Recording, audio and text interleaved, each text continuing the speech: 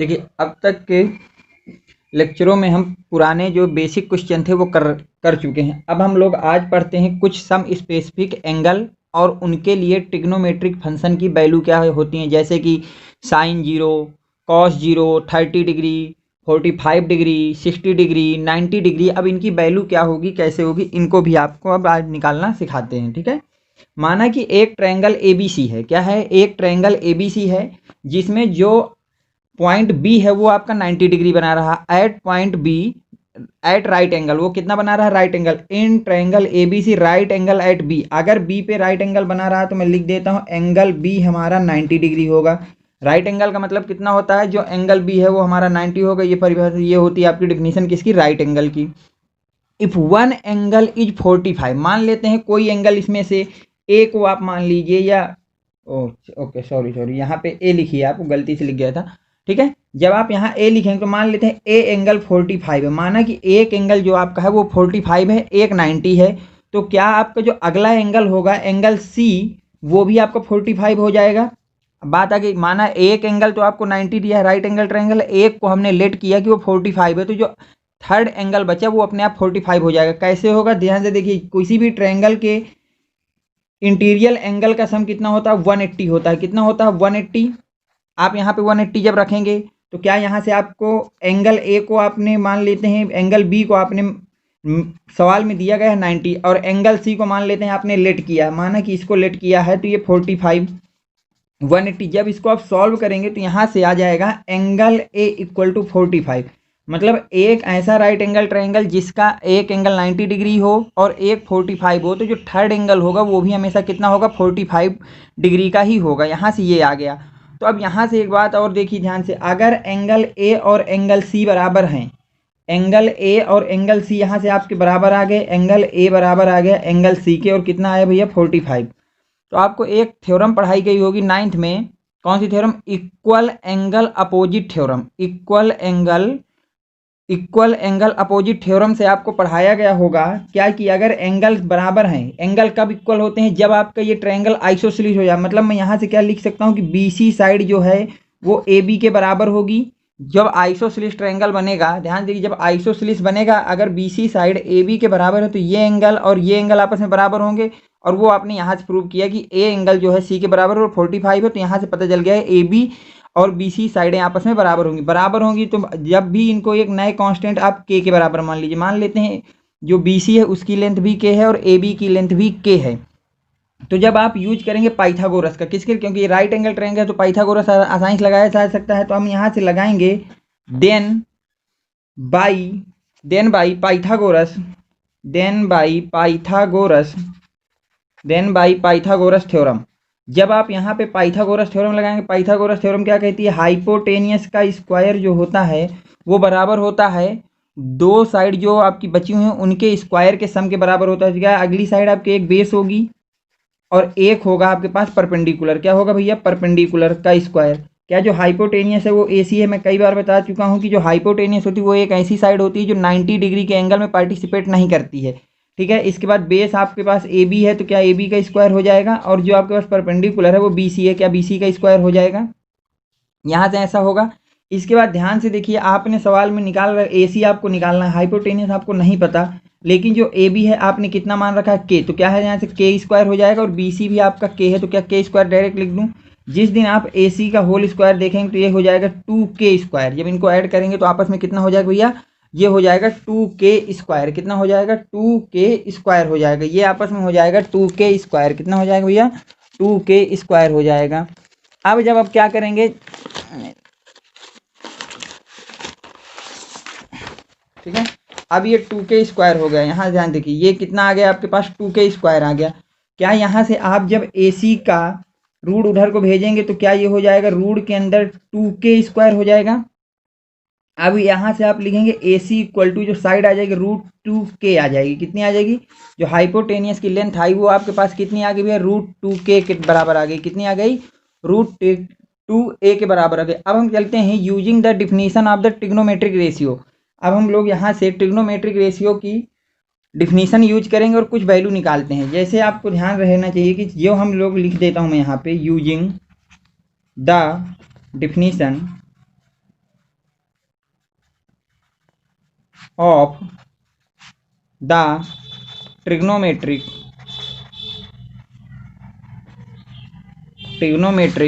Ratios we have.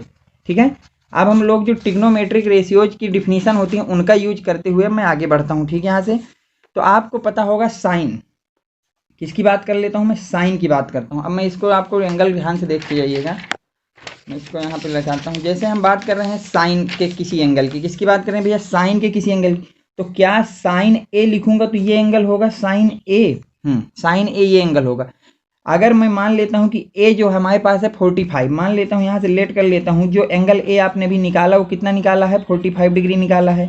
तो क्या कल के दिन आप यहाँ पे साइन 45 रख सकते हैं, बिल्कुल रख सकते हैं। जिस दिन आप साइन 45 रखेंगे तो साइन की डिफिनीशन क्या होती है, साइन की डिफिनीशन क्या होती है, साइन की डिफिनीशन होती है आपके पास परपेंडिकुलर डिवाइड बाई हाइपोटेनियस। क्या होती है भैया, परपेंडिकुलर डिवाइड बाई हाइपोटेनियस होती है। तो आप लिखिए यहाँ पे परपेंडिकुलर डिवाइड बाई हाइपोटेनियस, ये आपकी साइन की डिफिनीशन होती है। साइन की डिफिनीशन होती है परपेंडिकुलर डिवाइड बाई हाइपोटेनियस, जिसके लिए आपको परपेंडिकुलर निकालना है। कितनी बार बताएं, जिस एंगल का आपको परपेंडिकुलर निकालना है, आप देखिए उस एंगल से 90 डिग्री का एंगल कौन बना रहा है। एक ऐसी साइड जो 90 डिग्री का एंगल बनाए, एक ऐसी साइड जो 90 डिग्री का एंगल बनाए लेकिन इस एंगल में पार्टिसिपेट ना कर रहा हो। तो ध्यान देखिए, जब ये आप एंगल ए देख रहे हैं तो एक साइड ये है जो कि आपकी पार्टिसिपेट कर रही है इस एंगल में, और एक साइड ये है जो कि पार्टिसिपेट कर रही है इस एंगल पे। पर एक ये साइड है बीसी, बीसी एक ऐसी साइड है जो एंगल ए को बनाने में पार्टिसिपेट नहीं करती। किसी भी एंगल का परपेंडिकुलर वह साइड होती है जो उस एंगल को बनाने में पार्टिसिपेट नहीं करती। तो क्या मैं यहाँ पे परपेंडिकुलर की जगह बीसी लिख दूं। हाइपोटेनियस एक ऐसी साइड होती है जो 90 डिग्री में पार्टिसिपेट नहीं करती, तो क्या वो एसी लिख दूं। यहां तक कोई दिक्कत हो आप बताइए। इसके बाद आप बताइए, क्या बीसी की जो वैल्यू है आपने के निकाली है और परपेंडिकुलर आपने निकाला अभी √2k, इतना निकाला। जिस दिन आप के से के को काट देंगे तो क्या यहां से आपको पता चला कि साइन ए, जो कि साइन ए का मतलब होता है साइन 45 डिग्री, जिसको सॉल्व करने के बाद वैल्यू आई 1/√2। यहाँ से ये वैल्यू देखिए आपकी प्रूव हो गई कि साइन 45 की वैल्यू कितनी होती है भैया, 1/2 होती है। कितनी होती है, 1/√2 होती है। इसी तरह अगर आपको डिफिनीशन अगली यूज करना है, मैं कॉस की भी दिखा देता हूँ। किसकी दिखा देता हूँ भैया, कॉस की। जिस दिन आप कॉस ए की बात करेंगे तो ए एंगल हमारे पास 45 की, इसका मतलब बात कर रहे हैं। इसका मतलब हमें पता है कास की डिफिनीशन ये कहती है कि बेस डिवाइड बाई हाइपोटेनियस। क्या कहती है कॉस की डिफिनीशन, कॉस जो होता है वो बेस डिवाइड बाई हाइपोटेनियस के बराबर होता है। बेस एक ऐसी साइड होती है जो पार्टिसिपेट करती है 90 डिग्री में एज वेल एज उस एंगल में। तो एंगल ए चाहिए और 90 में पार्टिसिपेट करे। तो ध्यान से देखिए, क्या ए बी वो लाइन है जो 90 डिग्री और प्लस उस एंगल पे पार्टिसिपेट कर रही है। तो यहाँ से आप बेस की जगह लिख देंगे ए बी। हाइपोटेनियस जो पार्टिसिपेट ना करे, क्या उसकी जगह मैं ए सी डायरेक्ट लिख दूँ। आपको पता हो ए बी की वैल्यू आपने के निकाली थी और जो ए सी है वो आया था √2k, के से के एक दिन नमस्ते बोल देगा। तो यहाँ से आपकी वैल्यू आ गई कि जो कॉस ए है, कि जो हमारे पास कॉस ए है वो कॉस 45 के बराबर है, और कॉस 45 की वैल्यू यहाँ से आपने निकाल दी 1/√2। कितनी निकाल दी भैया, 1/√2। जिस दिन आपको अब अगर हमको tan थीटा की वैल्यू निकालनी हो, किसकी निकालनी हो, tan थीटा, तो tan थीटा के लिए मैंने बताया था tan ए की वैल्यू अगर निकालनी है तो tan के लिए आपको डायरेक्ट आपको एक फार्मूला यूज करना है। और फार्मूला क्या यूज करना है, sine A divide by cos A. और आपको कोई फार्मूला याद नहीं रखना, मैंने बताया था केवल साइन और कॉस की वैल्यू आपको याद होनी चाहिए। बाकी जो 6 ट्रिग्नोमेट्रिक फंक्शन होते हैं, टैन, कॉट, सेक, कॉसेक, उससे आ जाएगी। ठीक है, तो आपको साइन और कॉस की विषय में पूरी जानकारी होनी चाहिए। बाकी किसी भी ट्रिग्नोमेट्रिक फंक्शन के विषय में आपको कोई भी जानकारी हो या ना हो उससे कोई मतलब नहीं, सारी चीज़ें हम साइन और कॉस का यूज करके निकाल सकते हैं। तो अब हमको जैसे टैन का है, तो टैन के लिए आपको कुछ नहीं याद करना, टैन ए निकालना है तो आप उसको तोड़ दीजिए, sine A divide by cos A. और जिस दिन आपने इसको तोड़ दिया तो आपको पता है कि साइन ए की वैल्यू आई है 1/√2 और कॉस ए की वैल्यू आई है 1/√2, और इससे इसने नमस्ते बोला और आंसर आ गया 1। यहाँ से आपका आ गया कि टैन ए, क्या टैन ए का मतलब टैन 45, इसकी वैल्यू आपके सामने निकल के आ गई 1। तो आप देख लीजिए साइन की वैल्यू कहाँ से आती है, कॉस की कैसे आई और टैन की कैसे आई, ये प्रूव हो गया। लेकिन अब इस तरह से हम करेंगे तो काफ़ी हो जाएंगे, 0 का करेंगे, 30 करेंगे, 45 करेंगे, 60 करेंगे, 90 करेंगे, तो बहुत कुछ हो जाएगा। तो एक टेबल में बताता हूँ, उसमें केवल और केवल आपको साइन की वैल्यू याद करना है। बाकी कॉस, टैन, कॉट, सेक, कॉसेक कैसे निकलेंगे उस टेबल की मदद से, वो मैं भी आपको सिखा देता हूँ। याद केवल एक ही करना है और वो साइन की सारी वैल्यू याद करना है, ठीक। उसको मैं बताता हूँ कैसे आपको करना है। देखिए इस टेबल को आप ध्यान से देखिएगा। टेबल दिया है, एंगल दिया है कि जब 0 डिग्री हो, जब 30 डिग्री हो, जब 45 डिग्री हो, जब 60 हो और जब 90 हो।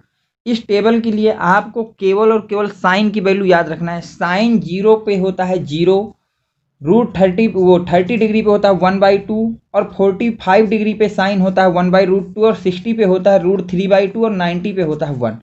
केवल साइन की वैल्यू आपको याद रखनी है इस टेबल में। बाकी सारी वैल्यू इस टेबल में कैसे निकलेगी मैं अभी बता देता हूँ। साइन थीटा में जब थीटा साइन 0 हो जाएगा तो साइन 0 की वैल्यू 1, जब थीटा 30 होगा तो साइन 30 की वैल्यू 1/2, जब थीटा आपके पास 45 होगा तो साइन 45 की वैल्यू 1/√2, जिस दिन आपके पास थीटा 60 हो जाएगा तो साइन 60 की वैल्यू √3/2 और जिस दिन थीटा 90 हो जाएगा तो साइन 90 की वैल्यू 1।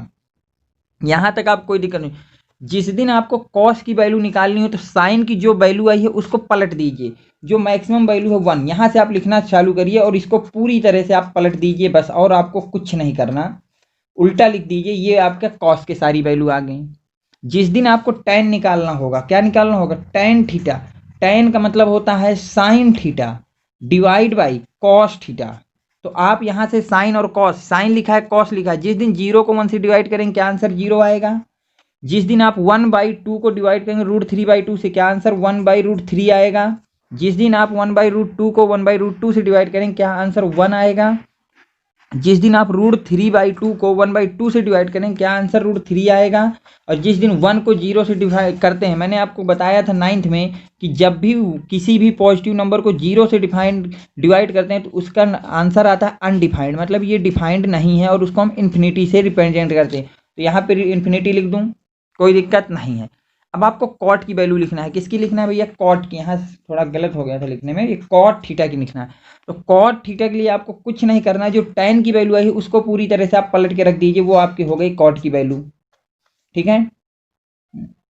1/√3 इक्वल टू 0, मतलब जो आपकी टैन की वैल्यू है उसको पलट दीजिए, वो आपकी कॉट की वैल्यू हो गई। सेक की निकालना है, याद रखिएगा सेक थीटा इक्वल टू होता है आपके पास 1/cos थीटा। तो जब आपको सेक 0 निकालना हो तो cos 0 को 1 से डिवाइड करिए, कितना आ जाएगा, cos 0 को जब 1 से डिवाइड करेंगे तो आ जाएगा 1, कितना आ जाएगा भैया 1। जब अगली टर्म को डिवाइड करेंगे, जब √3/2 को यहाँ पे रखेंगे तो क्या 2 ऊपर चला जाएगा और आंसर आ जाएगा 2/√3, कितना आ जाएगा भैया 2/√3 आ जाएगा। जिस दिन आपने यहाँ पे वैल्यू रख दी 45 तो क्या यहाँ से आंसर √2 निकल के आएगा। यहाँ पे जब साइन की कॉस की वैल्यू 1/2 रखेंगे तो आंसर 2 निकल के आएगा, और जब इसके आगे रखेंगे तो आंसर इन्फिनिटी निकल के आएगा। कॉसेक के लिए क्या होता है, याद रखिए कॉसेक थीटा जो आपका होता है, कॉसेक थीटा वो होता है 1/sin थीटा। तो साइन की वैल्यू रखते जाइए, थीटा आपका निकलता जाएगा कॉसेक के टर्म में। तो पहला आपके पास आ जाएगा इन्फिनिटी, कितना आ जाएगा इन्फिनिटी।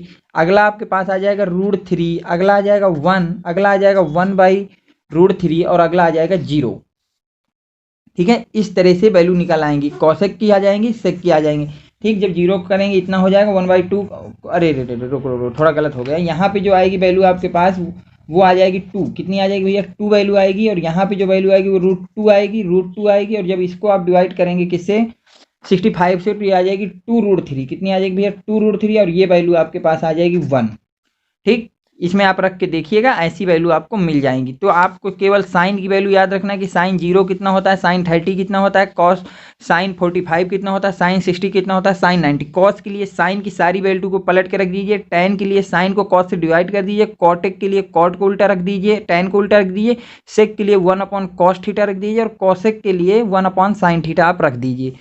ये हुआ आपका वैल्यू। अब इस टेबल की मदद से हम लोग कुछ सवालों को करेंगे, कैसे सॉल्व होते हैं।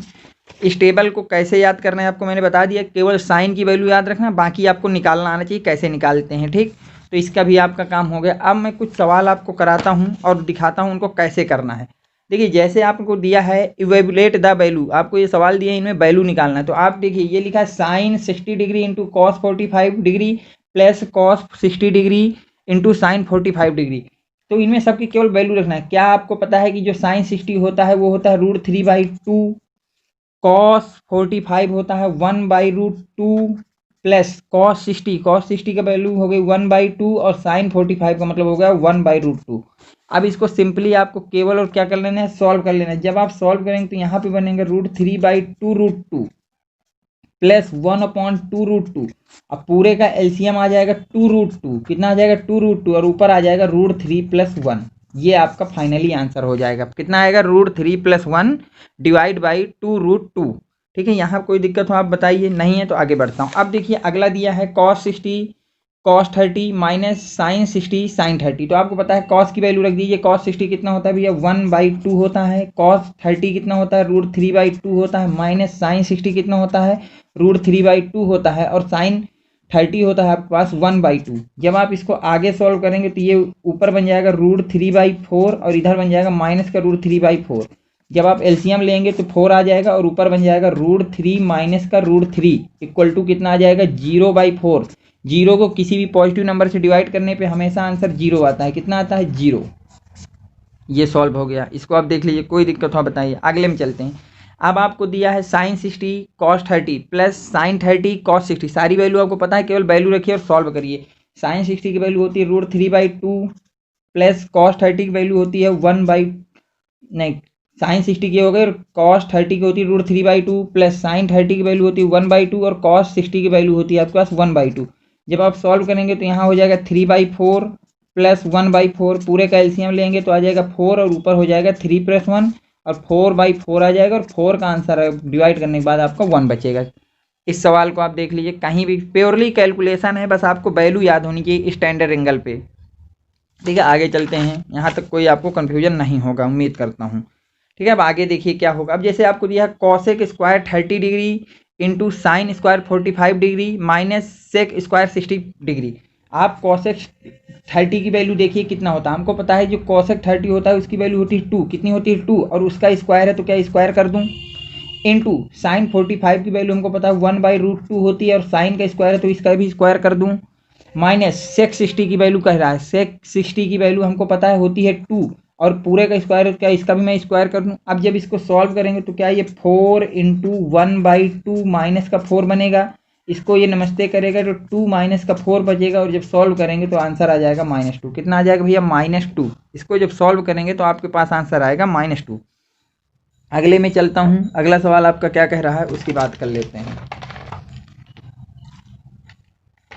अब आपको दिया है कि 2 tan square 45 degree plus cos square 60 degree minus sine square 60 degree.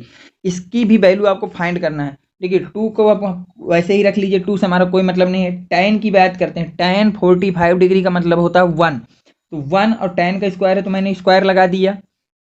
Plus cos 60 की वैल्यू होती है 1/2 और इसका स्क्वायर है तो मैंने स्क्वायर लगा दिया। माइनस साइन 60 की वैल्यू होती है √3/2 और इसका स्क्वायर है तो मैंने स्क्वायर लगा दिया। अब इसको सॉल्व करेंगे तो क्या 2 और 1 का स्क्वायर 1 आ जाएगा, वो तो मल्टीप्लाई 1, ये बनेगा 1/4 और ये बन जाएगा माइनस का 3/4 ये बनेगा। जब फिर इसको आगे सॉल्व करेंगे 2 + 1 माइनस 3/4 लिखा जा सकता है। इसको और आगे सॉल्व करेंगे 2 माइनस का 2/4 लिखा जा सकता है। जब आगे सॉल्व करेंगे इसको 2 माइनस का 1/2 लिखा जा सकता है। इसको लिखा जा सकता है 4 माइनस का 1/2 और इसको लिख सकते हैं 3/2। कितना लिख सकते हैं भैया 3/2 इसको लिखा जा सकता है। यहाँ तक कोई कन्फ्यूजन हो तो आप बताइए। सिंपली आपको वैल्यू स्टैंडर्ड याद है तो रखिए और उसको सॉल्व करना है। देखिए अगला सवाल दिया है cos 45 degree divide by sec 30 degree plus cosec 30 degree. इसको सॉल्व करना है तो केवल आपको सारी वैल्यू रख देना। हमको पता है कॉस 45 का मतलब होता है 1/√2 रख दिया। सेक 30 का मतलब होता है 2/√3। सेक 30 का मतलब होता है 2/√3 और कॉसेक 30 का मतलब होता है आपके पास 2। ये हो जाएगा। जब इसको सॉल्व करेंगे क्या ये ऊपर आ जाएगा 1/√2, नीचे वाला सॉल्व करेंगे 2 + 2√3/√3 आ जाएगा। अब क्या होगा ये √3 ऊपर जाएगा और ये वाला टर्म यहाँ आ जाएगा। ठीक है, ऐसा ही होगा। तो आप जब इसको लिखेंगे तो क्या लिखेंगे √3 डिवाइड बाई √2 यहाँ हो जाएगा 2 + 2√3 ऐसा बन जाएगा। ऐसा बनेगा या नहीं बनेगा। जब ऐसा बनेगा तो अब आगे क्या होगा, जिस दिन आप इसको ऐसा बनाएंगे तो आगे आपका क्या आएगा आंसर। आगे आप जब इसको सॉल्व करेंगे, देखिए सॉल्व करके देख लीजिए क्या √2 है। अगर मैं ऊपर नीचे √2 से मल्टीप्लाई कर दूं तो क्या होगा आप यहीं पे भी छोड़ सकते हैं, या आपको रूट हटाना है तो आप क्या करिए, ऊपर नीचे √2 से मल्टीप्लाई कर दीजिए। तो आप इसको यहीं पे छोड़ दीजिए, यहीं तक में इस सवाल का हो जाएगा। ठीक है, इसको आगे करने की कोई ज़रूरत नहीं है। ओके, मैं ई वाले का थोड़ा मुझे आंसर में डाउट हो रहा है, उसको मैं एक बार चेक कर लेता हूँ कि tan 45 1 होता है, ठीक है। कॉसेक 60 की वैल्यू होती है 1/2 का स्क्वायर हो गया, साइन 60 की वैल्यू होती है √3/2। तो ये 2 बनेगा, ये 1/4 माइनस 3/4 बनेगा, तो यहाँ से आ जाएगा 2/4। कितना आ जाएगा भैया, 2/4। ठीक है, वैल्यू जो भी लिखी है वो सही लिखी है, ठीक है, ये सही है। अब यहाँ तक हो गया। और सवाल हैं, देखता हूँ, रुक लीजिए 1 मिनट। हाँ, और भी कुछ सवाल हैं, उनको भी आप कर लीजिए। ठीक, कहाँ तक करा दिया आपको, एफ तक कराया, तो जी नंबर ये है। ठीक है, अब इसको आपको करना है, जी कैसे सॉल्व होगा। देखिए साइन, इसमें क्या है, सारी वैल्यू, आप डरिए मत, सवाल कितना भी कॉम्प्लेक्स दिया हो, आपको केवल वैल्यू पुट करना है और उसको सिंप्लीफाई करना है। इन सवालों में और कुछ नहीं होता। सबसे ईजीएस्ट, सबसे सिंपलेस्ट फार्मूले और सबसे सिंपलेस्ट सवाल होते हैं ट्रिग्नोमेट्री की। ये केवल आपको स्टैंडर्ड वैल्यू रखना है और सॉल्व करना है। बेसिकली सवाल कितना भी कॉम्प्लिकेटेड लिखा हो, कितने मल्टीप्लाई में टर्म हो, कितने डिवाइड में हो, कितने एडिशन में हो, कितने सब में, कुछ मत देखिए, केवल वैल्यू रखिए। जैसे ये सवाल है, देखिए इनको कैसे करेंगे। साइन 30 हमको पता है होता है 1/2, हमको पता है tan 45 का मतलब होता है 1, हमको पता है cosec 60 का मतलब होता है 2/√3, डिवाइड बाई सेक 30 की बात की, हमको पता है सेक 30 होता है 2/√3। यहाँ तक कोई अगर कन्फ्यूजन हो बताइए। इसके बाद दिया है प्लस cos 60 पता है 1/2 होता है। इसके बाद दिया है cot 45, कितना दिया है, cot 45 हमें पता है 1 होता है, कितना होता है, 1 होता है। अब ऊपर नीचे वालों को सही से सॉल्व करिए। ऊपर मैं एलसीएम ले लेता हूँ, तो क्या एलसीएम आएगा 2√3, तो ऊपर बन जाएगा √3 प्लस 2√3 माइनस का 4, ये बनेगा ऊपर।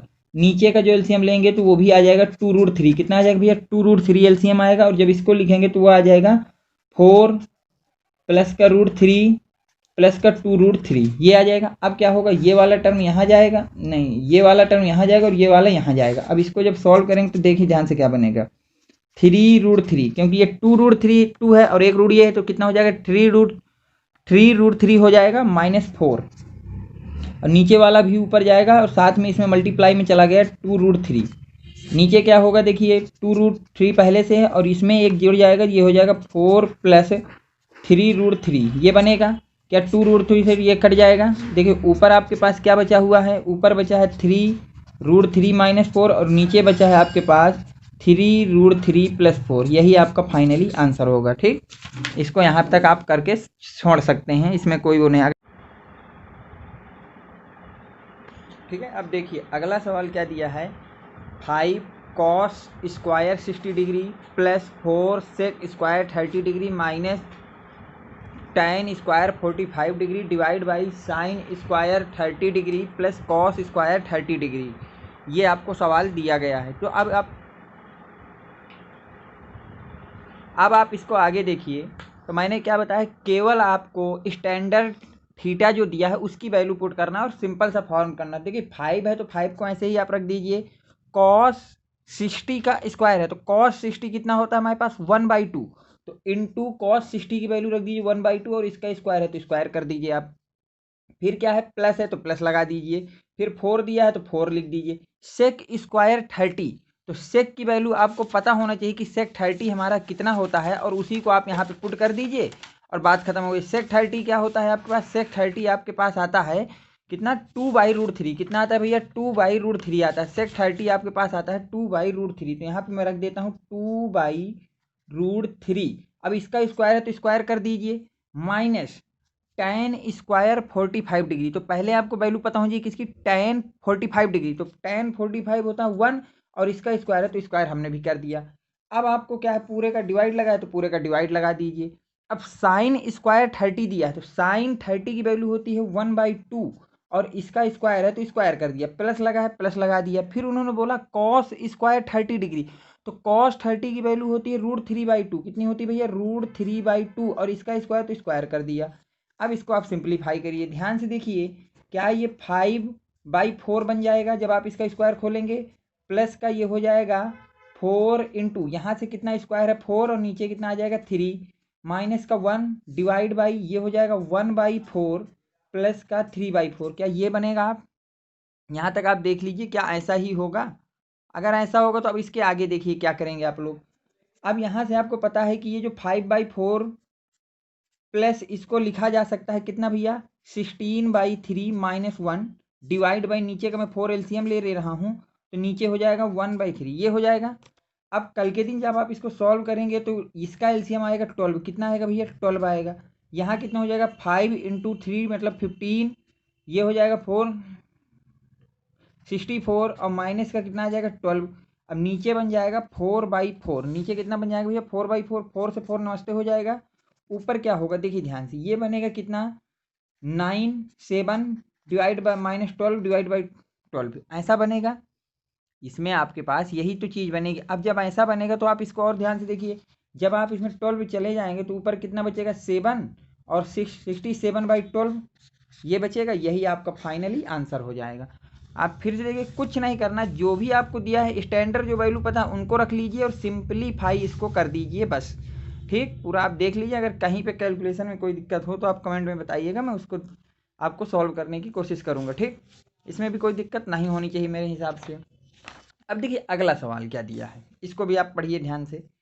सवाल आपको कह रहा है कि साइन 60 डिग्री क्या कह रहा है sine 60 degree divide by cos square 45 degree minus cot 30 degree plus 15 cos 90 degree ये सवाल दिया है। तो देखिए फिर क्या करेंगे हमको साइन 60 की वैल्यू पता है कितनी होती है √3/2 रख दिया। कॉस 45 की वैल्यू होती है 1/√2 और इसका स्क्वायर है तो मैंने स्क्वायर कर दिया यहाँ तक कोई दिक्कत नहीं होगी। माइनस कॉट 30 किसी बात आ गई भैया कॉट 30 मुझे पता है कितना होता है √3 तो मैंने √3 रख दिया। प्लस का साइन है लगा दिया 15 है 15 लगा दिया कॉस 90 0 ऐसा होगा। अब जब इसको कल के दिन आप सॉल्व करेंगे क्या होगा √3/2 और ये हो जाएगा 1/2 क्योंकि 1/√2 का स्क्वायर होता है 1/2 माइनस का √3। अब ये 15 का मल्टीप्लाई हो रहा है 0 के साथ तो वो तो 0 ही हो जाएगा उससे कोई दिक्कत नहीं। अब ये 2 से 2 कट जाएगा ठीक और यहाँ कितना हो जाएगा √3 माइनस का √3 आ जाएगा और फाइनली आंसर आपके पास आ जाएगा 0 कितना आ जाएगा 0 ये इसका आंसर होगा। ठीक इसमें भी कोई आपको समस्या नहीं होगी सिंपल वैल्यू पुट करना है। अब मुझे उम्मीद है कि आप इस तरह के सवालों को आसानी से कर सकते हैं अगर आपको बोर्ड पेपर में आएंगे। ठीक है अब अगले सवाल को आप ध्यान से देखिए।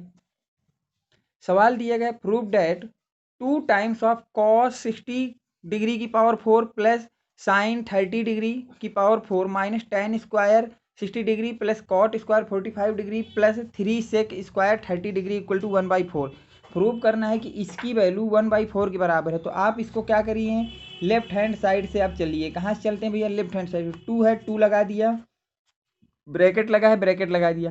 कॉस 60 की वैल्यू हमको पता है होती है 1/2 और इसकी पावर 4 है तो मैंने पावर भी 4 चढ़ा दी। फिर लिखा है साइन 30 डिग्री की पावर 4 तो साइन 30 की वैल्यू होती है 1/2 और इसकी पावर 4 चढ़ी 4 चढ़ा दी। ब्रैकेट बंद है तो मैंने भी बंद कर दिया। फिर माइनस साइन है माइनस लगा दिया फिर नया ब्रैकेट ओपन किया। अब लिखा है टेन स्क्वायर 60 डिग्री कितना लिखा भैया टेन स्क्वायर 60 डिग्री लिखा है। अब हमको पता है कि टेन 60 की वैल्यू कितनी होती है टेन 60 की वैल्यू होती है √3। अब इसका स्क्वायर है तो मैंने भी इसका क्या कर दिया भैया स्क्वायर कर दिया।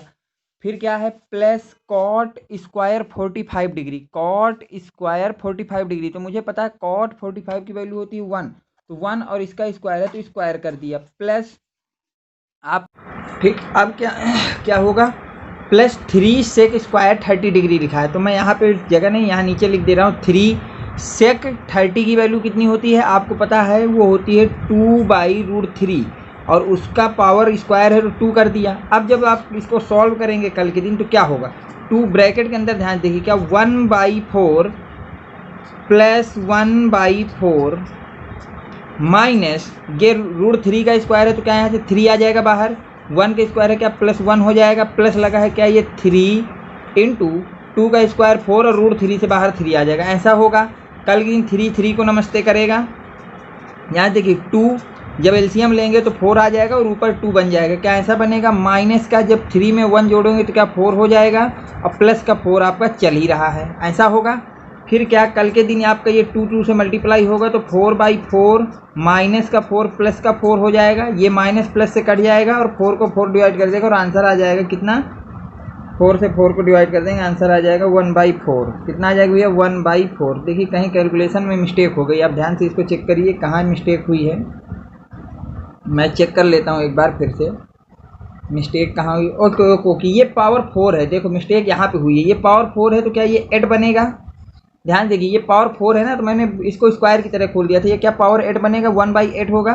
तो क्या यहाँ पे 8 बनेगा, यहाँ पे भी आपका 8 आएगा। तो जिस दिन आप 4 को 8 से काटेंगे तो क्या आंसर आपके पास 8 बन जाएगा ना, 1/4।